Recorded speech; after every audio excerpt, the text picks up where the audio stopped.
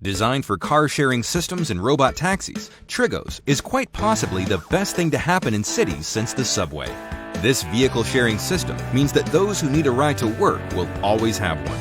The vehicles themselves are as fast and stable as cars, but because of their narrow nature, they can cut through the traffic in the way a motorbike does, making your commute even shorter so you can get an extra few minutes in bed. They run on batteries, which makes them much more sustainable than gas, and you don't have to worry about topping up a tank.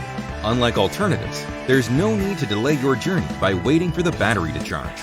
The Triggo's team will just swap out the battery, charging other units so that you don't have to, and there's always an adequate supply. It also means that you don't need to worry about finding a suitable port when it comes to tight gaps, like whipping through traffic, turning in carports, or taking shortcuts.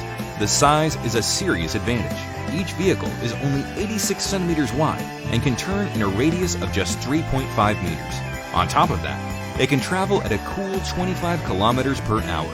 Have no fear though. When it comes to places where you need to slow down, it has a chassis retracted maneuvering mode to keep you both balanced and compact, so you shouldn't have any collisions, even when cutting better cars.